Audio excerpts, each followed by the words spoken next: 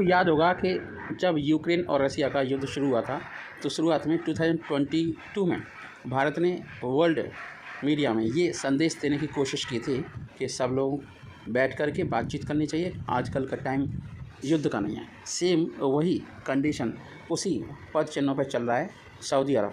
आपको बताएं, भारत की राह पर सऊदी अरब चलना चाहता है। क्राउन प्रिंस सलमान कर रहे हैं ये काम। कैसे?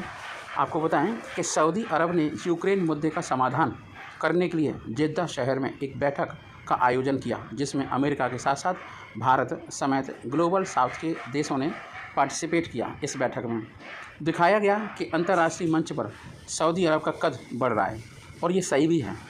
शांति होनी चाहिए हर जगह, कोई भी किसी की कॉन्स्टिट्यूंसी को अक्वायर न करे। सऊदी अरब ने बीते सप्ताह यूक्रेन में चल रहे युद्ध के शांतिपूर्ण समाधान के लिए एक बैठक की और उसकी अध्यक्षता की, जिसमें अमेरिका, भारत, चीन समेत ग्लोबल साउथ के लगभग सभी प्रमुख देशों ने पार्टिसिपेट किया। 5-6 अगस्त को हुई इस बैठक में सऊदी अरब के जेद्दा में प्रोग्राम आयोजित किया गया। इस बैठक को लेकर पर्यवेक्षकों का कहना है, जो भी ऑब्जर्वर्स होते हैं, कि सऊदी अरब अब इस बैठक के जरिए महज यूक्रेन संकट का समाधान नहीं चाहता है, बल्कि इसके ज़रिए वो ये भी बताना चाहता था कि crown prince Mohammed bin Salman MBS के नेतृत्व में देश का वैश्विक प्रभाव तेज़ी से बढ़ रहा है। उनका कहना है कि सऊदी अरब भारत की ही तरह एक मिडिल पावर बनने की कोशिश में है और इस बैठक के ज़रिए वैश्विक मंच पर अपनी मजबूत उपस्थिति दर्ज करा रहा है। फोरम में यूक्रेन पर आक्रमण के लिए रूस की आलोचना, समर्थन करने वाले और उस पर तटस्थ रहने वाले ग्लोबल साउथ के देशों ने हिस्सा लिया। भारत की तरफ से राष्ट्रीय सुरक्षा सलाहकार अजीत डोभाल इस बैठक में शामिल हुए, जिसमें उन्होंने कहा कि भारत रूस यूक्रेन युद्ध का स्थायी समाधान तलाश कर रहा है। चीन ने इस तरह की किसी फोरम में पहली बार हिस्सा लिया। चीन यूक्रेन पर हमले के लिए रूस की आलोचना करने से इनकार करता है और करना भी चाहिए, अपना अलायंस है, और युद्ध के बाद से उसने रूस के साथ अपने आर्थिक और राजनयिक संबंधों को और ज़्यादा मजबूत किया है, स्ट्रॉन्ग किया है और ये रिलेशन अच्छा हुआ है। चीन ने रूस से तेल और गैस खरीद का रिकॉर्ड स्तर बना लिया है।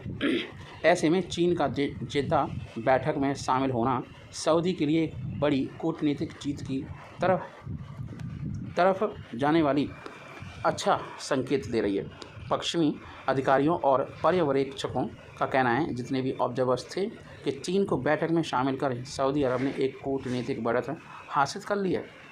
बैरूत में research centre for cooperation and peace building के प्रमुख विश्लेषक दानिया कॉलिलाट खतीब ने वॉइस ऑफ अमेरिका से बातचीत करते हुए कहा कि मध्य पूर्व के देश अपने क्षेत्र में अमेरिका के पीछे हटने से घबराए हुए हैं। इसी कारण मध्य पूर्व के सबसे प्रभावशाली देशों में शामिल सऊदी अरब अपने सहयोगियों में विविधता लाने पर काम कर रहा है। डाइवर्सिटी मतलब चीन सऊदी अरब का सबसे बड़ा व्यापारिक भागीदार है, जिसने ईरान के साथ सऊदी अरब के संबंधों को सुधारने में भी मदद की है। और आगे बताते हैं, खतीब आगे कहते हैं कि हालांकि अमेरिका चाहता है कि सऊदी अरब के साथ उसके संबंध मजबूत हों, जिसके लिए वो कूटनीतिक प्रयास कर रहा है। वो कहते हैं सऊदी अरब अपनी मर्जी से अपने दोस्तों में डाइवर्सिटी लाना चाहता है। वो केवल अमेरिका पर निर्भर डिपेंडेंट नहीं रहना चाहता। वो ऐसा करने में सफल भी रहा है और चीन रूस के साथ उसने अपने संबंधों को काफ़ी अच्छा मजबूत किया है। वो ईरान के साथ, तुर्की के साथ अच्छे संबंध बनाना चाहता है और दूसरी तरफ अमेरिका भी सऊदी अरब को बढ़ावा दे रहा है कि हम आपको एक प्रमुख वैश्विक भूमिका हासिल करने में मदद करेंगे। और आपको मालूम होगा सऊदी अरब में ही ये जो आपकी अफ़गानिस्तान की बैठक हुई थी, अमेरिका ने बैठक में सभी देशों को आने के लिए प्रोत्साहित एनकरेज किया और अपने राष्ट्रीय सुरक्षा सलाहकार को भी भेजा। रूस ने इस बैठक में हिस्सा नहीं लिया। हालांकि रूसी राष्ट्रपति भवन की तरफ से यह ज़रूर कहा गया कि रूस बैठक पर करीबी नज़र बनाए हुए है, मतलब ऑब्जर्व कर रहा है कि रूस के लिए क्या फ़ायदे की बात है, क्या घाटे की बात है। वहीं बैठक में शामिल यूक्रेन के राष्ट्रपति वोलोदिमीर जेलेंस्की ने बैठक के बाद कहा कि देशों के बीच मतभेद थे और उन्होंने नियम आधारित अंतर्राष्ट्रीय व्यवस्था की बहाली को बहाली और सही तरफ जाने वाले रास्ते के लिए आग्रह किया। आपको बता दें, शांति वार्ता को लेकर एक यूरोपीय अधिकारी ने समाचार एजेंसी रॉयटर्स को बताया कि बातचीत सकारात्मक रही और इस बात पर सहमति बनी है कि क्षेत्रीय अखंडता और यूक्रेन की संप्रभुता का सम्मान किसी भी शांति समझौते की पहली शर्त होनी चाहिए। सऊदी अरब के अधिकारियों का कहना है कि यह बैठक दिखाती है कि सऊदी अरब के संबंध यूक्रेन, चीन और रूस के साथ कितने बढ़िया हैं, मजबूत हैं। भारत की तरह खुद को मिडिल पावर की तरह प्रोजेक्ट करती है। रूस यूक्रेन युद्ध के दौरान दुनिया दो ध्रुवों में बट गई और दिखने लगा, जिसमें एक पक्ष अमेरिका के साथ खड़ा हुआ है, दूसरा पक्ष रूस के साथ, और एक पक्ष रूस का विरोध कर रहा है, दूसरा पक्ष अमेरिका का विरोध कर रहा है। इस तरीके की व्यवस्थाएं बन गई हैं। भारत उन देशों में से है जो न तो किसी पक्ष का समर्थन करता है न विरोध करता है, क्योंकि भारत को अमेरिका से भी अपना मतलब निकालना है, हमें व्यापार संबंध रखने हैं, और रसिया से भी रखने हैं। रसिया के साथ हमारे व्यापारिक संबंध काफ़ी पुराने हैं, आजकल के नहीं हैं, 1971 से हैं। और भारत ने दोनों पक्षों से अच्छे संबंध बरकरार रखते हुए रूस यूक्रेन युद्ध में जो रुख अपनाया है ना, इससे उसकी विदेश नीति की खूब तारीफ हुई है इंटरनेशनल मीडिया में। भारतीय प्रधानमंत्री नरेंद्र मोदी कहते रहे हैं कि यूक्रेन संकट का समाधान कूटनीतिक और बातचीत के जरिए होना चाहिए। युद्ध से संबंधित उनका एक वाक्य बहुत ज़्यादा प्रचलन में यह युद्ध का युग नहीं है, काफ़ी चर्चित रहा। भारत रूस यूक्रेन युद्ध में खुद को एक मिडिल पावर की तरह दिखाता रहा है। वर्तमान वैश्विक परिप्रेक्ष्य में भारत खुद को ग्लोबल साउथ के लीडर के तौर पर पेश करता रहा है और तेज़ी से बड़ी वैश्विक शक्ति बनकर उभर रहा है। इसी तरह सऊदी अरब ने भी भारत की राह पकड़ ली है। International Crisis Group Middle East programme के निदेशक जॉस्ट हिल्टरमैन कहते हैं कि सऊदी अरब भारत और ब्राज़ील की तरह बनना चाहता है। वो विश्व मंच पर एक मिडिल पावर बनना चाहता है। विश्लेषकों का यहाँ तक कहना है कि सऊदी अरब यूक्रेन पर शांति वार्ता आयोजित कर यह भी दिखाना चाहता है कि वो एक मिडिल पावर के रूप में अंतर्राष्ट्रीय मंच पर अहम भूमिका निभा सकता है, और होना भी चाहिए। एक ही देश को ये सब करना नहीं चाहिए, सारे देशों को शांति के लिए आगे आकर मिल बैठकर बातचीत करना चाहिए। वो भारत की तरह ही अपनी विदेश नीति को राजनीतिक रूप से स्वतंत्र रखना चाहता है, जो किसी भी बड़े वैश्विक समस्या के समाधान के लिए एक मंच मुहैया कराएगा। प्रिंस सलमान सऊदी को ग्लोबल पावर बनाना चाहते हैं और इसके लिए वो लगातार कोशिश करते दिख रहे हैं। अमेरिका के राइस यूनिवर्सिटी के बेकर इंस्टीट्यूट के रिसर्च फेलो क्रिस्टियन उलरिचसन कहते हैं कि इस तरह की बैठकों के जरिए सऊदी का मुख्य उद्देश्य क्राउन प्रिंस को बदलते भू राजनैतिक परिदृश्य में एक प्रमुख नेता के रूप में स्थापित करना है। वो कहते हैं कि सऊदी अरब यह दिखाना चाहता है कि वो उन मतभेदों को दूर करने में भी सक्षम है जिसके बारे में और देश केवल सपना ही देखते रहते हैं। इसका सबसे बेहतरीन उदाहरण ये है कि सऊदी अरब का सीरिया को अरब लीग में वापस शामिल करना बहुत बड़ी बात है। सऊदी अरब के वास्तविक शासक क्राउन प्रिंस ने सत्ता संभालने के बाद से ही सऊदी अरब के प्रभाव में विस्तार की कोशिशें तेज़ कर दी हैं। वो तेल पर आधारित सऊदी अरब की अर्थव्यवस्था में विविधता के लिए देश की रूढ़िवादी इस्लामी छवि को बदल रहे हैं और विदेशी निवेश को आकर्षित करने की पूरी कोशिश कर रहे हैं। इसी मकसद से उन्होंने साल 2016 में अपना महत्वाकांक्षी प्रोजेक्ट विजन 2030 लॉन्च किया था। इसके जरिए वो सऊदी अरब में विदेशी निवेश और व्यापार को बढ़ा रहे हैं। वो किंगडम को एक सॉफ्ट पावर के रूप में दिखाकर देश की काया पलट करना चाहते हैं। प्रिंस सलमान के विज़न 2030 के लिए ज़रूरी है कि मध्य पूर्व में स्थिरता का होना और बिना क्षेत्रीय झगड़ों को सुलझाई इसकी कल्पना नहीं की जा सकती।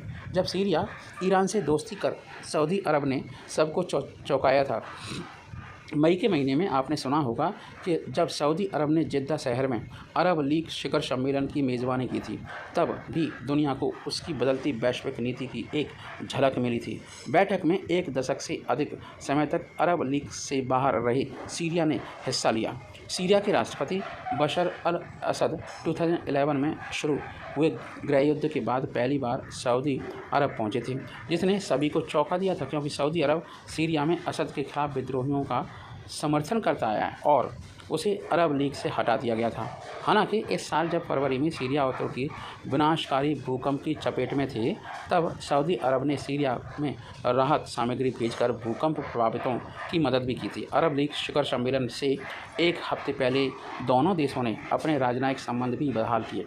क्राउन प्रिंस सलमान ऐसा इसलिए कर रहे हैं क्योंकि वो मध्य पूर्व की स्थिरता के लिए अरब देशों के बीच शांति चाहते हैं। इसी क्रम में उन्होंने अपने चिर प्रतिद्वंदी ईरान के साथ भी संबंधों को बहाल किया। ईरान और सऊदी अरब ने साल 2016 में अपने राजनयिक संबंधों को तोड़ दिया था और उसके बाद से ही दोनों देशों के बीच रिश्ते खराब स्थिति में चल रहे थे। हालांकि चीन की मध्यस्थता से मार्च के महीने में दोनों देशों ने अपनी दुश्मनी बढ़ाकर दोस्ती का हाथ बढ़ाया है और अपने राजनयिक रिश्ते बहाल कर लिए हैं।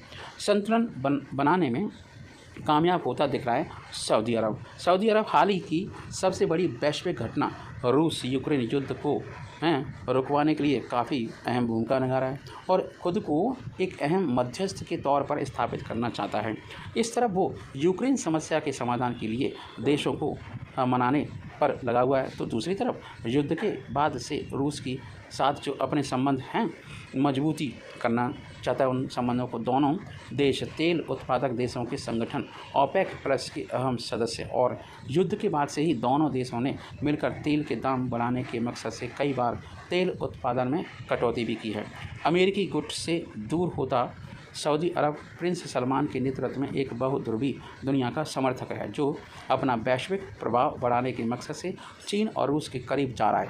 चीनी राष्ट्रपति शी जिनपिंग की तरह ही रूसी राष्ट्रपति व्लादिमीर पुतिन भी सऊदी से अपनी नज़दीकियाँ बढ़ाने के समर्थक में हैं। और एक ब्रिटिश अधिकारी ने तो यहाँ तक कह दिया कि पुतिन ने सऊदी को नई विश्व व्यवस्था में बेहद अहम मानते हैं और सोचते हैं कि वह MBS को अपने साथ ला सकते हैं। सऊदी तेल के अकूत संपत्ति पर बैठा है, जिसकी रणनीतिक भूमिका बेहद अहम है। सूडान में सऊदी का बड़ा रेस्क्यू ऑपरेशन चला और बढ़ता गया उसका कद। इसी साल अप्रैल के महीने में जब अफ्रीकी देश सूडान में गृह युद्ध छिड़ गया था, तब कई देशों के नागरिक वहां फंस गए थे। सऊदी ने इसे एक अवसर के तौर पर लिया और king Salman crown prince Mohammed bin Salman के निर्देश में एक बड़ा रेस्क्यू ऑपरेशन चलाया गया। सऊदी अरब ने नेवी और एयरफोर्स ने मिलकर 8,455 लोगों को युद्धग्रस्त देश से बाहर निकाला गया। इसमें केवल 404 लोग ही सऊदी अरब के नागरिक थे, बाकी लोग भारत समेत 110 अन्य देशों के थे।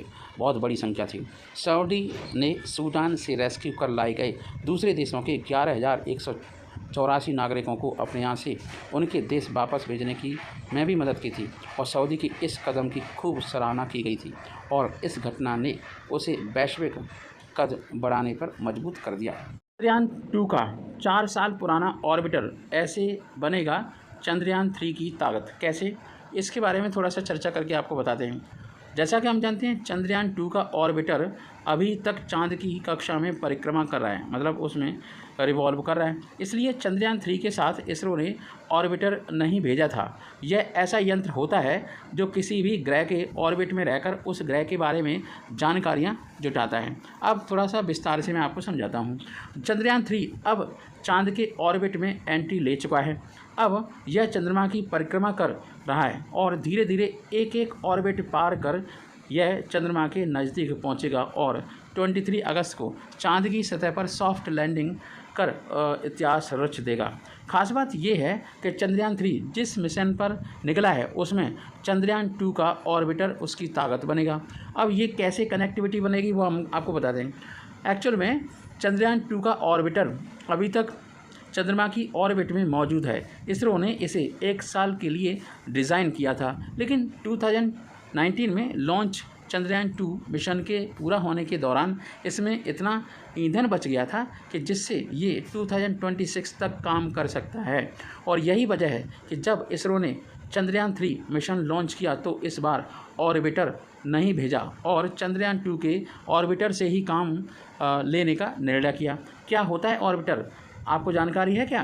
मैं आपको बताता हूँ। ऑर्बिटर एक ऐसी मशीन होती है, ऐसा यंत्र होता है जो किसी ग्रह, उपग्रह और किसी खगोलीय पिंड, बड़ा जो पिंड होता है, उसकी ऑर्बिट में छोड़ा जाता है और ऑर्बिट में जाते ही यह संबंधित ग्रह, उपग्रह या किसी पिंड की परिक्रमा करने लगता है और उसके बारे में काफ़ी सारी जानकारियाँ इकट्ठी कर पृथ्वी पर भेजता है। यह ऑर्बिटर स्पेस एजेंसी से कनेक्ट रहता है और उसे जो भी जानकारी मिलती है वह उसे धरती पर भेजकर उसे डिकोड करके साइंटिस्ट उसे पहचानने का प्रयास करते हैं कि जानकारी क्या है।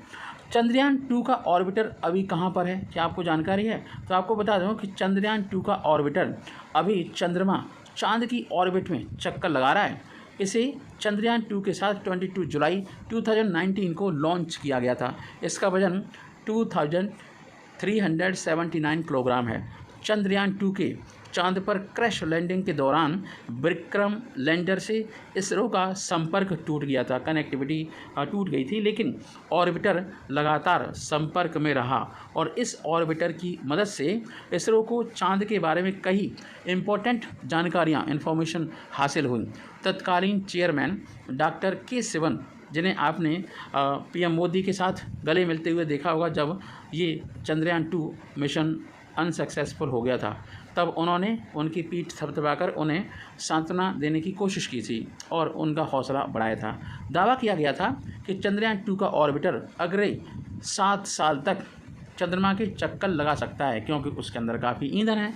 उन्होंने यह संभावना भी जताई कि भारत के अगले मून मिशन में भी शायद ऑर्बिटर काम आ सकता है, जो सच होने जा रहा है। आज आपको बता दें कि चंद्रयान 3 के काम कैसे आएगा चंद्रयान 2 का ऑर्बिटर। चंद्रयान 2 का ऑर्बिटर अभी तक चंद्रमा की ऑर्बिट में घूम रहा है और वह लगातार इसरो के संपर्क में है। इस ऑर्बिटर में कई पेलोड्स हैं जिनका अलग अलग काम है। मसलन यह चंद्रमा की कक्षा से ही चंद्रमा की सतह की हाई रेजोल्यूशन तस्वीरें ले सकता है।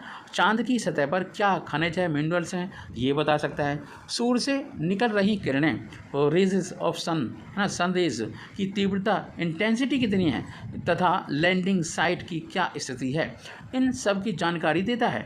चंद्रमा पर पानी की खोज करने का काम भी ऑर्बिटर ने किया था। जब विक्रम लैंडर से भारत का संपर्क टूट गया था तो उसकी खोज ऑर्बिटर ने ही कर डाली थी।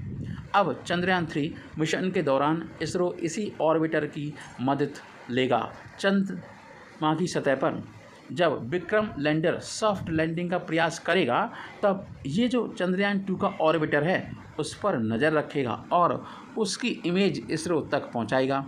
इसके अलावा इसरो इसे संचार, नेविगेशन के वैकल्पिक साधन के तौर पर भी प्रयोग कर सकता है। दरअसल चंद्रयान 3 के साथ प्रोपल्शन मॉड्यूल भेजा गया है जो लैंडर और इसरो के बीच संपर्क का माध्यम, मीडिएटर बनेगा, लेकिन किसी भी वजह से लैंडर का संपर्क इसरो से टूटता है तो यह काम चंद्रयान 2 के ऑर्बिटर से किया जा सकता है और किया जाएगा।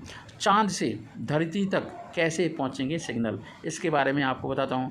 चांद पर चंद्रयान 3 की सॉफ्ट लैंडिंग के बाद जो रोवर चांद की सतह से जानकारियां जुटाएगा वह लैंडर को भेजेगा और लैंडर ये जानकारियां प्रोपल्शन जो आपका मॉड्यूल है के पास भेज देगा जो इंडियन डीप स्पेस नेटवर्क से संपर्क में है। यदि प्रोपल्शन मॉड्यूल में कोई भी तकनीकी खराबी आती है, और आपको बता दें अगर रोवर जो भी जानकारियां जुटा रहा है वह सीधे धरती तक पहुंचेंगी और स्पेस से आ रहे सिग्नल कर्नाटक के रामनगर जिले में स्थित Byalalu Indian deep space network को हासिल होंगे, जो उस सेंटर पर है ना इन मैसेजेस को डिकोड किया जाएगा और उसे डिकोड करके समझा जाएगा क्या उचित स्थिति है। जय हिंद, जय। अजीब कहानी है चीन की। जैसा कि हम जानते हैं चाइना भारत के कुछ सेंटेंसेस को नकारता रहा है। G20 के पेपर्स में वसुधैव कुटुंबकम के जिक्र पर अब चीन को दिक्कत होने लगी है। ज़रा उनके भी तर्क को डिस्कस कर लेते हैं। तो इस वीडियो लेक्चर में उन्हीं तर्कों को मैं डिस्कस करने वाला हूँ। चीन को संस्कृत के शब्द वसुधैव कुटुंबकम पर खासी आपत्ति है। यह महा उपनिषद का संस्कृत का एक शब्द है और इस बार G20 की थीम है जिसकी मेज़बानी भारत कर रहा है। पिछले महीने जारी किए गए G20 ऊर्जा मंत्रियों की मीटिंग के बाद जो आउटकम डॉक्यूमेंट जारी किए गए हैं उनमें इसका जिक्र है। इसके अलावा ऊर्जा परिवर्तन को लेकर मेज़बानी भारत की तरफ से जो सारांश जारी किया गया था उसमें भी इसको जगह मिली है वसुधैव कुटुंबकम को। इसी तरीके से G20 के बाकी डॉक्यूमेंट्स में भी इस शब्द का प्रयोग किया गया है। क्या है चीन का अजब गजब बहाना? चीन ने तर्क दिया है G20 दस्तावेज आधिकारिक तौर पर वसुधैव कुटुंबकम शब्द का उपयोग नहीं कर सकते। उसका कहना है कि यह एक संस्कृत भाषा का शब्द है और इस भाषा को संयुक्त राष्ट्र UN की तरफ से मान्यता दी गई 6 आधिकारिक भाषाओं में शामिल नहीं किया गया है। जो जानकारी मिली है उसके मुताबिक ज़्यादातर सदस्य देश इस पूरे मामले पर भारत के साथ हैं। कुछ सदस्य देशों ने तो यहाँ तक कहा है कि यह विषय मेज़बान राष्ट्र और इसकी अध्यक्षता करने वाले देश का विशेषाधिकार है। हालांकि चीन संस्कृत शब्द को शामिल करने पर जरा भी सहमत नहीं था। G20 सचिवालय के सूत्रों ने इकोनॉमिक टाइम्स से इस बात की पुष्टि की है कि चीन एक अवधारणा के रूप में इसका स्वागत करने या फिर इसका समर्थन करने के विरोध में है, मगर सूत्रों की तरफ से संकेत दिया गया कि संदर्भ में इसका जिक्र करने पर उसे कोई आपत्ति नहीं है। हर मीटिंग में विरोध दर्ज कराता है चीन। विदेश मंत्रालय की तरफ से इस पर फिलहाल कोई जवाब नहीं दिया गया है। G20 की फाइनल डॉक्यूमेंट्स, आउटकम डॉक्यूमेंट्स और ऊर्जा परिवर्तन के लिए जो सारांश है उसमें वसुधैव कुटुंबकम की अवधारणा का सिर्फ अंग्रेजी अनुवाद एक पृथ्वी, एक परिवार, एक भविष्य तक दिया गया है। इसमें लिखा गया है कि हम G20 ऊर्जा मंत्री भारत के G20 प्रेसिडेंसी के तहत 22 जुलाई 2022 को गोवा, भारत में एक पृथ्वी, एक परिवार, एक भविष्य विषय पर मिली। प्रत्येक दस्तावेज के लोगों लेटर हेड में संस्कृत के शब्द को बरकरार रखा गया है। यह सिर्फ एनर्जी ट्रांजिशन G20 का आधिकारिक डॉक्यूमेंट में नहीं है जिसमें संस्कृत के शब्दों को हटा दिया है। भारत ने क्यों चुना इसे? सरकार ने इस शब्द को चुनने के कई रीजन दिए हैं। सरकार ने सूत्रों की माने, अगर हम सरकार के सूत्रों को माने, सरकार ने सूत्रों के हवाले से बताया कि चीन तो हर मीटिंग में किसी न किसी मुद्दे पर कुछ न कुछ आपत्ति रहती है। महा उपनिषद के एक श्लोक कविता से संस्कृत की उक्ति का अनिवार्य रूप से मतलब है कि पूरी दुनिया एक परिवार है। इसे प्राचीन भारतीय ग्रंथों में पाए गए सबसे गहन आध्यात्मिक और दार्शनिक विचारों में से एक माना जाता है। भारत की तरफ से तैयार की गई सम्मेलन की वेबसाइट पर लिखा है कि लोगों और थीम मिलकर भारत की G20 प्रेसिडेंसी का एक शक्तिशाली संदेश देते हैं जो दुनिया में सबके लिए न्याय संगत और समान विकास के लिए प्रयासरत है। भारत। जय हिंद, जय